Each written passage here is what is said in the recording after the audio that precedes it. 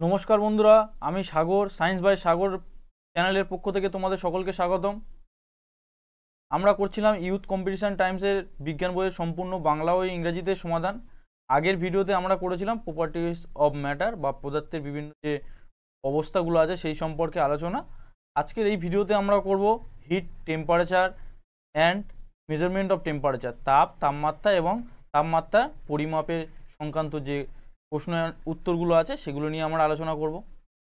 ভিডিওটি শুরু করার আগে তোমরা যারা আমাদের চ্যানেলে নতুন, চ্যানেলটিকে সাবস্ক্রাইব করে দেবে এবং বন্ধুদের কাছে অসংখ্য পরিমাণে শেয়ার করে দেবে। আর তোমরা যারা নতুন, তোমরা আগের ভিডিওগুলো সিকোয়েন্স অনুযায়ী দেখো, সেটা আমাদের চ্যানেলে সিকোয়েন্স অনুযায়ী দেয়া আছে, তোমরা সেখান থেকে গিয়ে দেখতে পারো।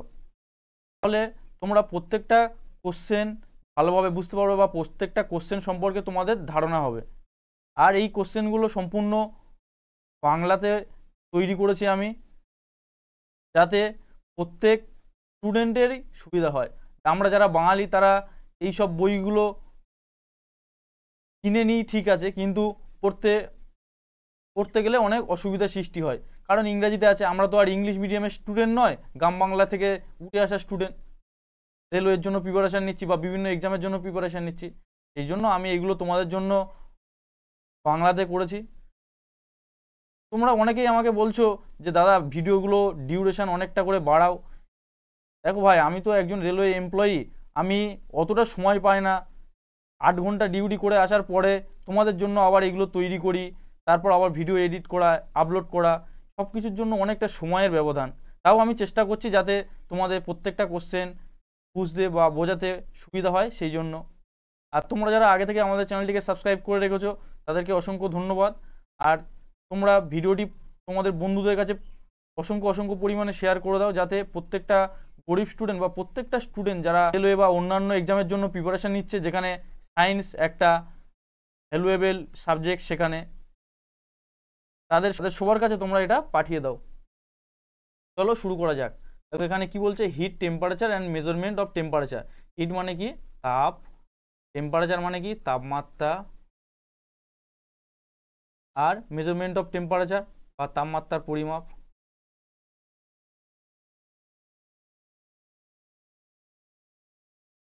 তাপমাত্রার পরিমাপ। এবার চলো ইউথ কম্পিটিশন টাইমস বইয়ের যে প্রথম কোশ্চেনটা আছে সেটা দেখি। একের দাগে কোশ্চেনটা কি বলছে দেখো, -273 degree centigrade temperature is equal to -273 degree centigrade তাপমাত্রা সমান কত কেলভিন। দেখো এখানে 5টা স্কেল দেওয়া হয়েছে। কি কি স্কেল? একটা হচ্ছে সেন্টিগ্রেড স্কেল, এটা ডিগ্রি ফারেনহাইট স্কেল, এটা কেলভিন স্কেল, এটা রিমার স্কেল, আর এটা হচ্ছে র্যাঙ্কাইন স্কেল, র্যাঙ্কাইন স্কেল। এবার এই দেখো এখানে নিচের দিকে আছে 0 ডিগ্রি সেন্টিগ্রেড, এটাকে বলা হয় ফ্রিজিং পয়েন্ট, ঠিক আছে। আর এই যে উপরে 100 ডিগ্রি সেন্টিগ্রেড আছে, এটা হচ্ছে আমার বয়লিং পয়েন্ট, বয়লিং, ঠিক আছে। তাহলে উপরটাকে বলা হয় বয়লিং পয়েন্ট আর নিচেরটাকে বলা হচ্ছে ফ্রিজিং পয়েন্ট। এবার সেন্টিগ্রেড স্কেলে ফ্রিজিং পয়েন্টটা কত? 0 ডিগ্রি সেন্টিগ্রেড, যেটা ফারেনহাইট স্কেলে 32 ডিগ্রি ফারেনহাইট, যেটা কেলভিন স্কেলে 273 কেলভিন, যেটা রিমার স্কেলে 0 ডিগ্রি রিমার, আর যেটা র্যাঙ্কাইন স্কেলে 492 ডিগ্রি র্যাঙ্কাইন, ঠিক আছে। এবার বয়লিং পয়েন্ট দেখো, যেটা সেন্টিগ্রেড স্কেলে 100 ডিগ্রি সেন্টিগ্রেড, যেটা ফারেনহাইট স্কেলে 212। এবার ওই যে বয়লিং পয়েন্টটা কেলভিন স্কেলে কত হবে? 373 কেলভিন, আর রিমার স্কেলে কত হবে? 80 ডিগ্রি রিমার, আর র্যাঙ্কাইন স্কেলে কত হবে? 672 ডিগ্রি র্যাঙ্কাইন, ঠিক আছে। এবার যদি আমরা সেন্টিগ্রেড থেকে কেলভিনে কনভার্ট করতে যাই, ঠিক আছে, তাহলে কি করতে হবে? সেন্টিগ্রেডের যে টেম্পারেচারটা দেয়া থাকবে, সেন্টিগ্রেডের যে টেম্পারেচার দেয়া থাকবে তার সাথে 273 যোগ করে দিলে সেটা কি হয়ে যাবে? কেলভিন স্কেল হয়ে যাবে। যদি আমরা সেন্টিগ্রেড থেকে কেলভিনে কনভার্ট করতে চাই তাহলে কি হবে? সেন্টিগ্রেড স্কেলে যে টেম্পারেচারটা দেয়া থাকবে তার সাথে 273 যোগ করলে সেটা কেলভিন স্কেল হয়ে যাবে। এবার এখানে দেখো -273 ডিগ্রি সেন্টিগ্রেড টেম্পারেচার বলেছে, তাহলে এখানে লিখছি -273, আর তার সাথে 273 যোগ করবো, তাহলে 273 হয়ে যাবে। -273 প্লাস 273 কেটে গিয়ে কত হয়ে যাবে? তাহলে অ্যান্সার হয়ে যাবে কি? অ্যান্সার হয়ে যাবে অপশান এ। একে থেকে অ্যান্সার হয়ে গেল কি? Option A, 0 kelvin.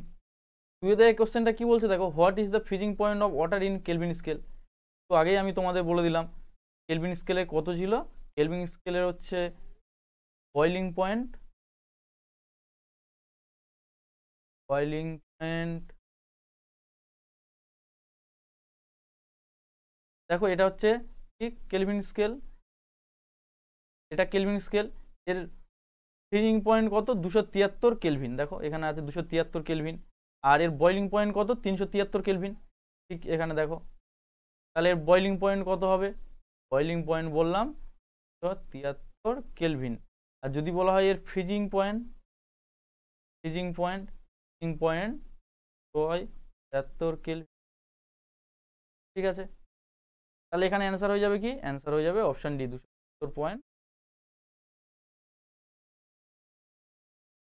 তিন নম্বরের কোশ্চেনটা কি বলছে দেখো, at which temperature is the density of water is maximum, কোন তাপমাত্রায় জলের ঘনত্ব সর্বাধিক, আমরা জানি কি 4 ডিগ্রি সেন্টিগ্রেড তাপমাত্রায় জলের ঘনত্ব সর্বাধিক, সর্বাধিক, কিন্তু এখানে দেখো কোথাও ডিগ্রি সেন্টিগ্রেড নেই, তাহলে কি করব, কেলভিন স্কেলে কনভার্ট করে নেবো, দেখো সবগুলো কেলভিন স্কেল আছে, তাহলে আমরা কি করব, এই ডিগ্রি সেন্টিগ্রেডটা আমরা কেলভিন স্কেলে কনভার্ট করে নেবো। তাহলে আমি একটু আগেই তোমাদের বললাম ডিগ্রি সেন্টিগ্রেড থেকে যখন কেলভিনে যাবে তখন কি করবে তোমরা, যে টেম্পারেচারটা দেয়া থাকবে তার সাথে 73 যোগ করে দেবে, হয়ে যাবে কি হয় তো, দেখো কোথায় আছে 277 কেলভিন, অপশন সিতে আছে। তাহলে তিনের দাগের কোশ্চেনটা কি বলছে, কোন তাপমাত্রায় জলের ঘনত্ব সর্বাধিক, আমরা জানি 4 ডিগ্রি সেন্টিগ্রেড টেম্পারেচারে, ঠিক আছে, তাহলে এবার এখানে কি বলছে, কোথাও সেন্টিগ্রেড নেই, সব জায়গায় কেলভিন স্কেল আছে, তাহলে 4-এর সাথে 273 যোগ করলাম, 277 কেলভিন হয়ে গেল। চার দাগের কোশ্চেনটা কি বলছে দেখো, at what temperature will the water density of be maximum, কোন তাপমাত্রায় জলের ঘনত্ব সর্বাধিক, একটু আগেই তো 4 ডিগ্রি সেন্টিগ্রেড বা 77 কেলভিন। এবার যদি এটা ফারেনহাইট স্কেলে জানতে চাইতো তাহলে কি হতো, দেখো ফারেনহাইটের সাথে সেলসিয়াসের সম্পর্ক কি আছে, T/5 সমান F-32/9, এটা সেলসিয়াস স্কেল আর ফারেনহাইট স্কেলের মধ্যে সম্পর্ক, তাই সূত্রটা তোমরা মনে রাখবে, কি সূত্র না C/5, সেন্টিগ্রেড স্কেলে যে তাপমাত্রা দেওয়া থাকবে সেটা বাই 5 ইকুয়াল টু ফারেনহাইট স্কেলে যেটা থাকবে সেটা -9। এবার এখানে দেখো সেন্টিগ্রেড স্কেলে কত আছে 4 আছে, তাহলে 4 বসিয়ে দিলাম, কত আছে 5 সমান এফটা বের করবো জানি না আমরা কত বাই 9। এবার দেখো 4-এর সাথে যদি 9 গুণ করি কত হয়ে যাবে 36 হয়ে যাবে, আর এটা যদি ওদিকে করি 5F হয়ে যাবে, আর 5 32 হয়ে যাবে, 5 10 160 হয়ে যাবে, তাহলে 5F আর এদিকে 160টা এদিকে গেলে কি হয়ে যাবে প্লাস হয়ে যাবে, এ কত হয়ে যাবে 196, এবার এফ সমান কত হয়ে যাবে 196/5 হয়ে যাবে, তাহলে হবে 3 15 4 19 40 5 9 45, তাহলে কত অ্যান্সার হয়ে যাবে 39.2 হয়ে যাবে। যদি এটা ফারেনহাইট স্কেলে বলতো তাহলে 39.2 ডিগ্রি ফারেনহাইট, যদি এটা সেন্টিগ্রেড স্কেলে বলতো তাহলে কত হলো 4 ডিগ্রি সেন্টিগ্রেড, যদি কেলভিন স্কেলে বলে 277 কেলভিন, তাহলে এখানে অ্যান্সার হয়ে গেছে কি অপশান। এই 5 দাগের কোশ্চেনটি দেখো এখানে আছে 1 ডিগ্রি ফারেনহাইট সমান কত ডিগ্রি সেন্টিগ্রেড, এটা এখানে ভুল আছে, এখানে লিখে নাও তোমরা 95 ডিগ্রি ফারেনহাইট সমান কত ডিগ্রি সেন্টিগ্রেড, এটা বের করতে বলেছে, ওখানে ভুল আছে, ঠিক আছে, 95 ডিগ্রি ফারেনহাইট মানে কত ডিগ্রি সেন্টিগ্রেড। এবার দেখো আমরা সেন্টিগ্রেডের সাথে ফারেনহাইটের কি সম্পর্ক জানি, C/5 সমান F-32/9, এটা জানি আমরা সূত্র। এবার সেখান থেকে সি মান কত পেয়েছি জানি না, সেটা বের করতে বলেছে, তাহলে সি রাখলাম, 5 রেখে দিলাম, মান এফ এর মান কত বলেছে 95 -/9, তাহলে এটা কত হয়ে যাবে 63/9 হয়ে যাবে, আর এদিকে কত থাকবে C/5 পড়ে থাকবে, 5 সাথে 63 হয়ে যাবে, 5 সাথে 35, তাহলে এখানে অ্যান্সার হয়ে যাবে কি, অ্যান্সার হয়ে যাবে অপশান সি 35 ডিগ্রি সেন্টিগ্রেড। এখানে এটা ভুল ছিল 5-এর দাগেটা, এটা 95 ডিগ্রি ফারেনহাইট সমান কত ডিগ্রি সেন্টিগ্রেড হবে তোমরা ঠিক করে নেবে।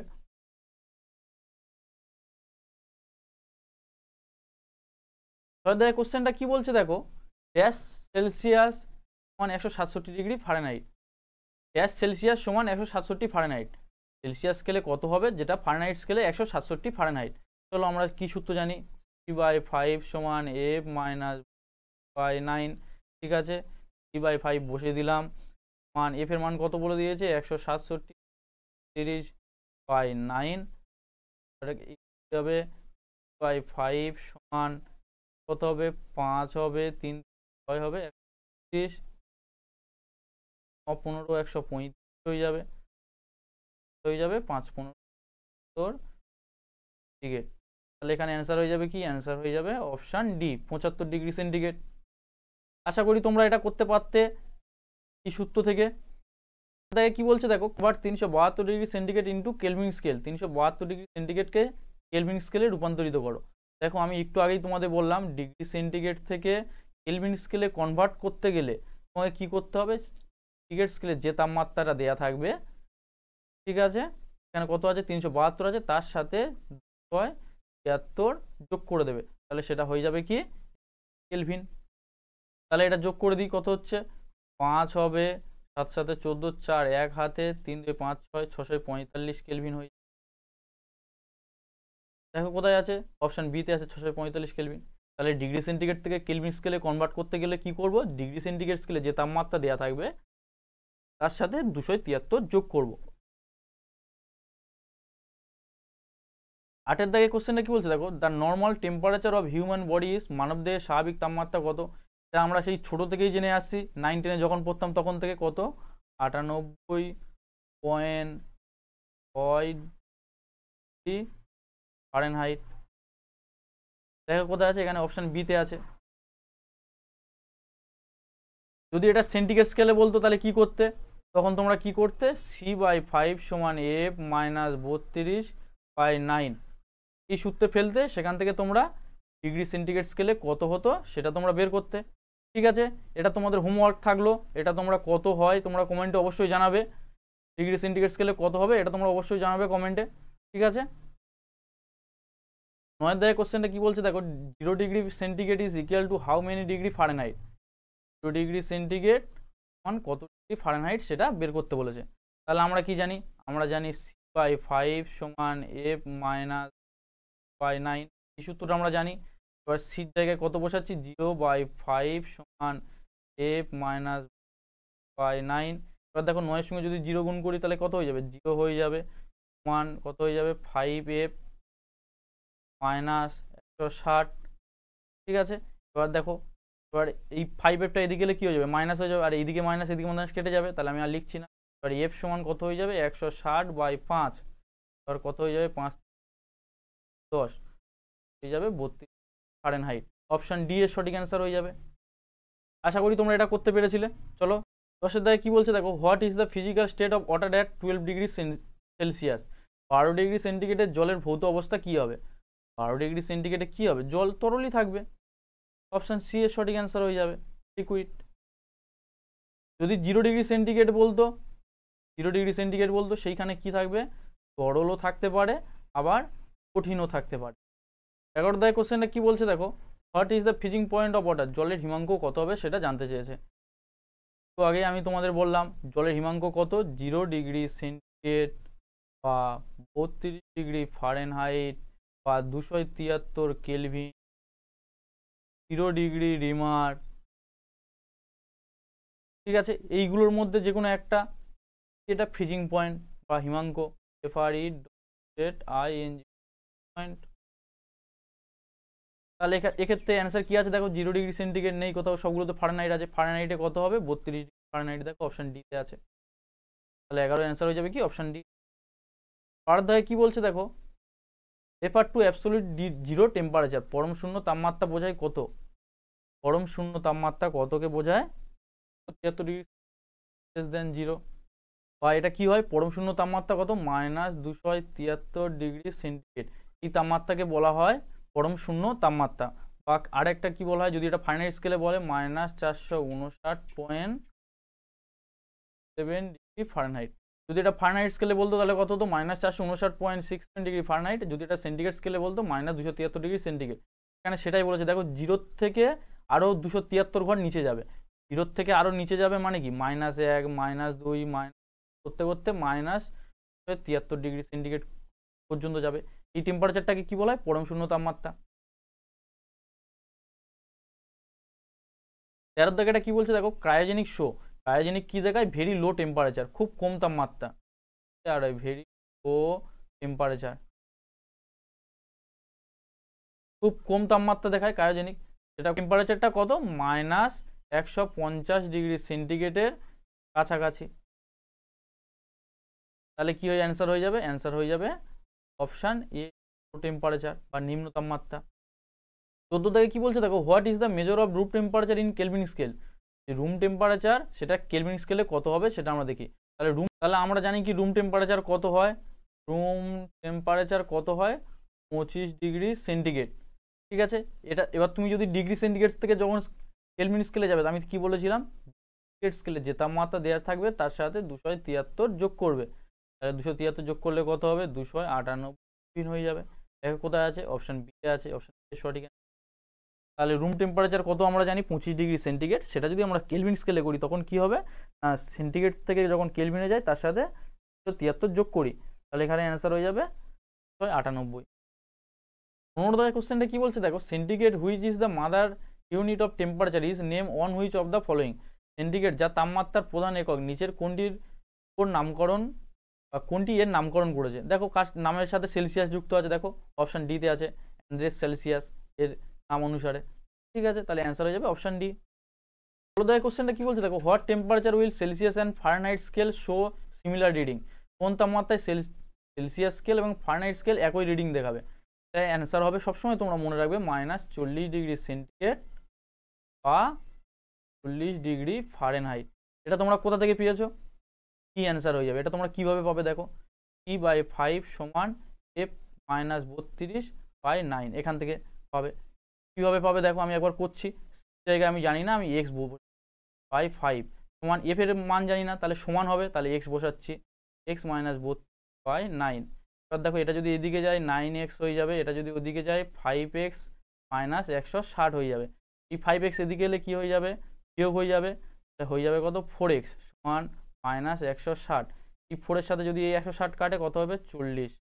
x সমান কত হয়ে গেল? -40। এবার দেখো এখানে এক্স কার কার মান ধরেছিলাম? সেন্টিগ্রেড স্কেলে মান, তাহলে এখানেও -40° হয়ে যাবে, আর ফারেনহাইট স্কেলেও -40। আর এটা তোমরা সবসময় মনে রাখবে। 17 কোশ্চেনটা কি বলছে দেখো, on which we gets the absolute zero pressure. কোনটির উপর আমরা পরম শূন্য চাপ পাই? অ্যাবসোলুট জিরো প্রেশার মানে কি? পরম শূন্য চাপ। এবার পরম শূন্য চাপ আমরা কোন উষ্ণতায় পাবো? পরম শূন্য উষ্ণতায় পাবো। সেটা কত? -273°C। একটু আগে আমি তোমাদের বললাম, অপশান সি এর সঠিক অ্যান্সার হয়ে যাবে -273°। আর সেটা যদি ফারেনহাইট স্কেলে হয় কত? ফারেনহাইট। এটা মনে রাখবে তোমরা। তাহলে পরম শূন্য চাপ আমরা কোন উষ্ণতায় পাবো? -273°C উষ্ণতায়, যেটা কি না পরম শূন্য তাপমাত্রা বলা হয়। 18 কোশ্চেনটা কি বলছে দেখো, temperature reaches zero absolute value. তাপমাত্রা শূন্য মানে পরম শূন্য মান ছুঁয়ে যায় কত? -273°C তাপমাত্রা আমরা জানি। আর সেই সময় কি হয় না, দেখো অপশান ডিতে আছে, when the molecular speed of the system decreases to 0। যখন একটা সিস্টেমের মধ্যে আণবিক গতিগুলো শূন্যর থেকে অনেক কমে যায়। তাহলে এখানে অ্যান্সার হয়ে যাবে কি? অ্যান্সার হয়ে যাবে অপশান ডি। যদি পরম শূন্য তাপমাত্রা ডিগ্রি সেন্টিগ্রেড স্কেলে কত হবে? তাহলে 273°। সেটা ফারেনহাইট স্কেলে কত হবে? -459°F। 19 কোশ্চেনটা কি বলছে দেখো, the boiling point of an alcohol is 78°C। What is the temperature on the kelvin scale. একটা অ্যালকোহলের স্ফুটনাঙ্ক 78°C, কেলভিন স্কেলে এই তাপমাত্রা কত হবে সেটা বের করতে পারবে। দেখো ডিগ্রি সেন্টিগ্রেড থেকে কেলভিনে যেতে গেলে আমি কি বলেছিলাম, যে টেম্পারেচার দেওয়া থাকবে তার সাথে 273 যোগ করে দেবে, তার হয়ে যাবে 3 আর 8 11, এক হাতে সাথে 51 কে। দেখো কোথায় আছে? অপশান ডিতে আছে। 20 কোশ্চেনটা কি বলছে দেখো, to convert temperature from Celsius to kelvin scale you must. তাপমাত্রা সেলসিয়াস থেকে কেলভিন স্কেলে রূপান্তর করতে আপনাকে অবশ্যই কি করতে হবে? দেখো আমরা কি করি, ডিগ্রি সেন্টিগ্রেড থেকে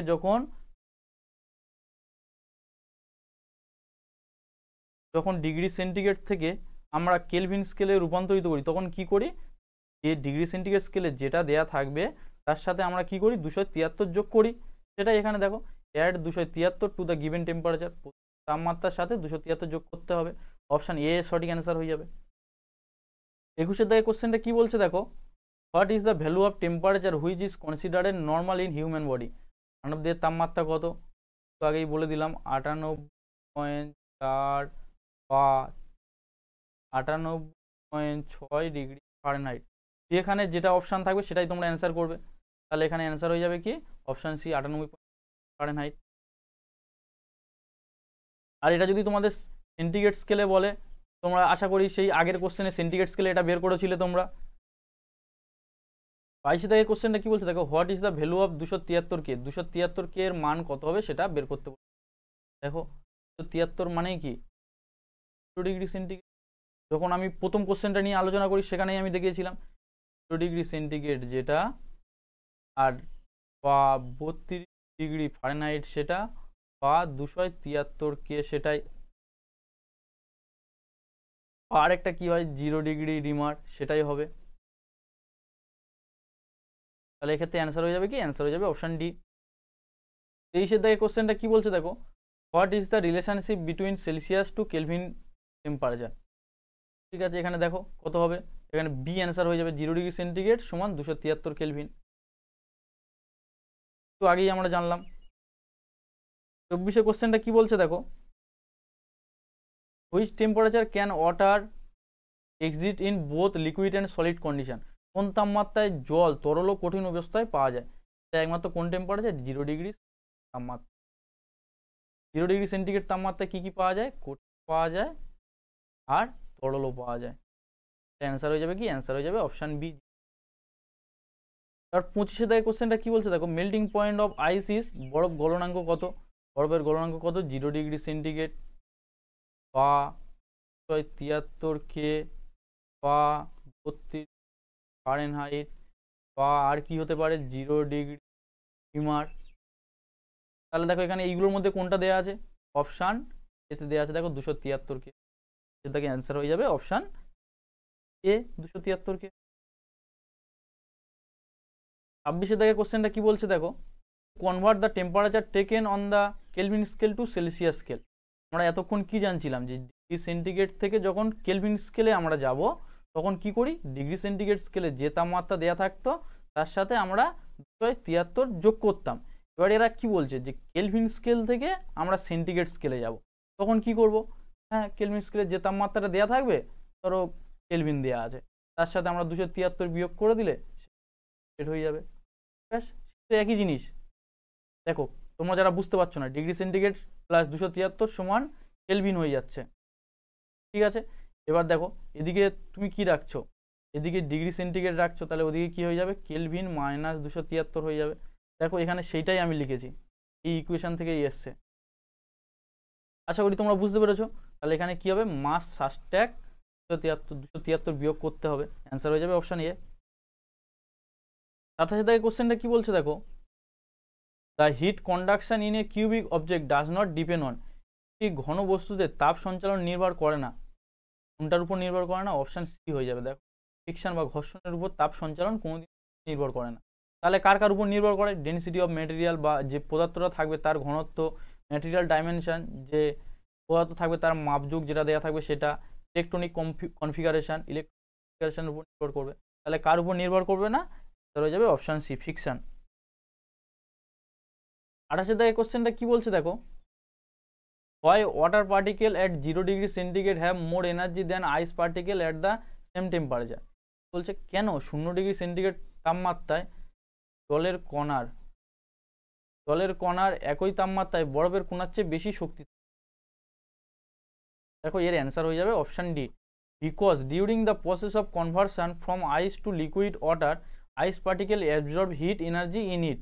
কারণ বরফ থেকে তরল জলে রূপান্তরের প্রক্রিয়া চলাকালীন বরফের কণাগুলোতে তাপ শক্তি শোষণ করে, সেই জন্য অ্যান্সার হয়ে যাবে অপশান ডি। 29 টাকাটা কি বলছে দেখো, woollen cloth keep the body warm in winter because.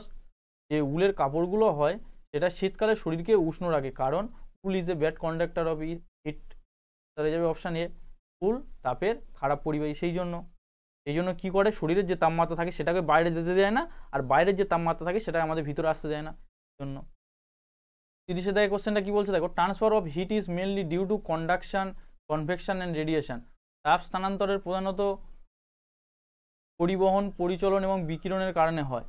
এটা কোথায় না, বয়লার ফার্নেস, এখানে বয়লার ফার্নেস আছে এখানেই হয়। তাহলে অ্যান্সার হয়ে যাবে অপশান সি। কয়লার চুল্লিতে যে হিট ট্রান্সফার হয় সেটা কি কি হয়? কনভেকশন, কন্ডাকশন আর রেডিয়েশন। পরিচলন, পরিবহন আর বিকিরণ পদ্ধতিতে তাপ সঞ্চালন হয়। 31 কোশ্চেনটা কি বলছে দেখো, below is statement and reason. স্টেটমেন্টটা কি বলছে? এ আর রিজন আর বলছে। এবার স্টেটমেন্টটা কি বলছে দেখি, left a small gap between track. যে রেল লাইনের ট্র্যাক হয় তার মধ্যে কি হয়, এরকম দুটো ট্র্যাক থাকে, এই দুটো ট্র্যাকের মধ্যে কিছুটা গ্যাপ ব্রেকার রাখিয়ে দেওয়া হয়।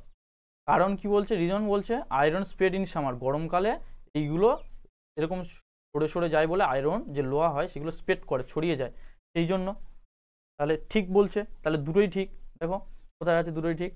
both a and r is true and r is the correct explanation of a, তাহলে অ্যান্সার হয়ে যাবে অপশান সি। এ এবং আর উভয় সত্য এবং আর হলো এ এর সঠিক ব্যাখ্যা, এ সঠিক অ্যান্সার হয়ে যাবে। 32 দাগে কি বলছে দেখো, হোয়াট ইজ হিট ব্যালেন্স। তাপ ভারসাম্য কি? দেখো তাপ ভারসাম্য আছে, দেখো the balance between the incoming heat absorb by the earth and the outgoing heat in the form of radiation. পৃথিবী দ্বারা শোষিত আগত তাপ এবং বিকিরণের আকারে বহির্গামী তাপের মধ্যে ভারসাম্য, এই তো বলা হয় হিট ব্যালেন্স। এইভাবে তো ভারসাম্যটাকে বজায় রাখে। বায়ুমণ্ডল থেকে যে তাপ পৃথিবীতে আসে বা সূর্য থেকে যে তাপ পৃথিবীতে আসে আবার কি করে না, বিকিরণের মাধ্যমে সেই তাপ আবার ফিরে যায় বায়ুমণ্ডলে। এই পদ্ধতির মাধ্যমেই কি করে, হিট ব্যালেন্সটাকে বজায় রাখে। তাহলে এখানে অ্যান্সার হয়ে যাবে অপশান সি। 33 দাগে কি বলছে দেখো, which of the following method the molecule of a fluid transmit the heat from one place to another. নিচের কোন পদ্ধতিতে তরলের অণু তাপ এক স্থান থেকে অন্য স্থানে প্রেরণ করে? তাহলে এক্ষেত্রে অ্যান্সার হয়ে যাবে অপশান এ, কনভেকশন মেথড বা পরিচলন পদ্ধতি। পরিচলন পদ্ধতি কি হয়, তাপ এক জায়গা থেকে আরেক জায়গায় স্থানান্তরিত হয়।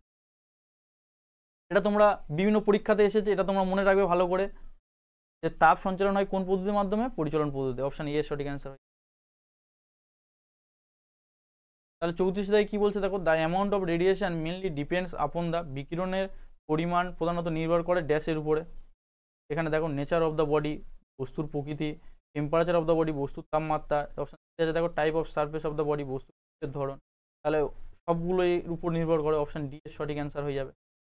তাহলে এক্ষেত্রে অ্যান্সার হয়ে গেল কি, অপশান। 35 দাগে কি বলছে দেখো, the main reason for heat transfer between fluid to গ্যাসে। তরল এবং গ্যাসের মধ্যে তাপ স্থানান্তরের প্রধান কারণ কি? তাহলে এক্ষেত্রে অ্যান্সার হয়ে যাবে কি, অ্যান্সার হয়ে যাবে অপশান বি, পরিচলন। একটু আগে আমি তোমাদের বললাম পরিচলন পদ্ধতির মাধ্যমে তাপ সঞ্চালন করে। 36 দাগে কি বলছে দেখো, which of the following is a bad conductor of hit. নিচের কোনটি তাপের একটি খারাপ পরিবাহী?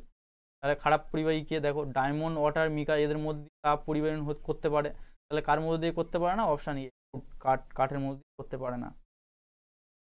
39 দাগে কি বলছে দেখো, borosilicate glass ware is use in microwave oven because. Microwave ওভেনে বোরোসিলিকেট কাঁচের পাত্র ব্যবহার করা হয় কারণ। অপশান বিতে আছে দেখো, it is highly heat resistant. এটি অত্যন্ত তাপ প্রতিরোধী, এই জন্য তাপ যেটা আছে সেটাকে প্রতিরোধ করে এবং কি করে, যে আমরা রান্না করি সেখানে বেশি তাপ দেখায়, এই জন্য অ্যান্সার হয়ে যাবে অপশান বি। 38 দাগে কি বলছে দেখো, a conductor is said to be perfect if it has dash electric conductivity। একটি পরিবাহীকে নিখুঁত বলা হয় যদি এর ড্যাশ তড়িৎ পরিবাহিতা থাকে। তাহলে ওর তড়িৎ পরিবাহিতা কত থাকে? ইনফিনিট। হয়ে যাবে কি, তার হয়ে যাবে অসীম, হয়ে যাবে কি অসীম বা ইনফিনিট। 39 কোশ্চেনটা কি বলছে দেখো, which of this is a very good conductor of electricity. এর মধ্যে কোনটি বিদ্যুতের খুব ভালো পরিবাহী? দেখো অপশান সিতে আছে গ্রাফাইট। গ্রাফাইট বিদ্যুতের পরিবাহী।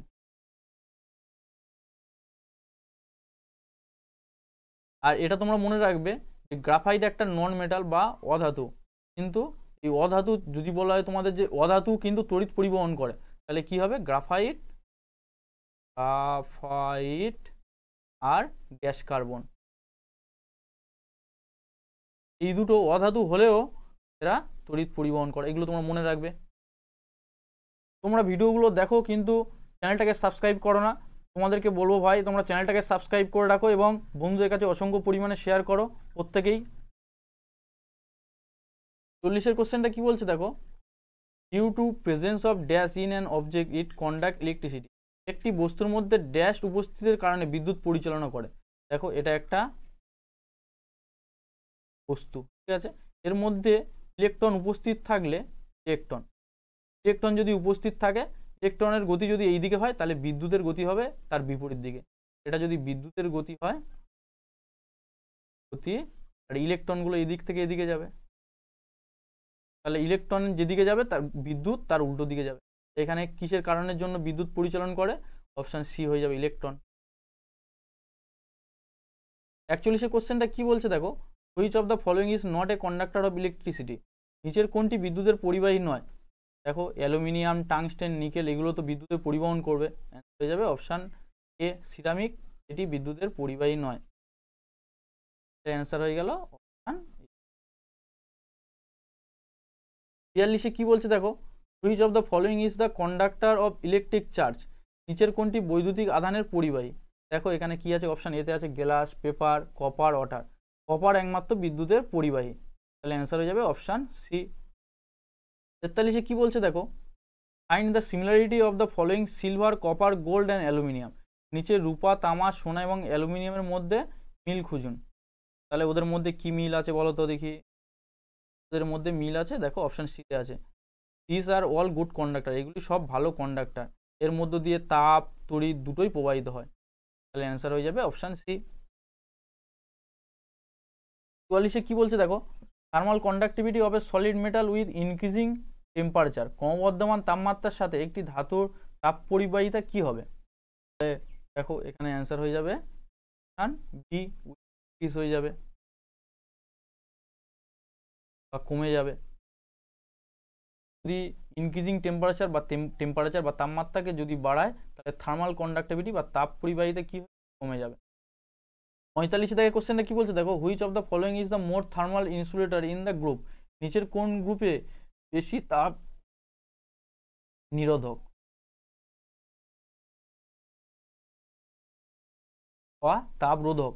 তাহলে কি হবে এটা? দেখো অপশান বিতে আছে, দেখো plastic, এবোনাইট, paper, cotton, Bakelite, die আর রাবার।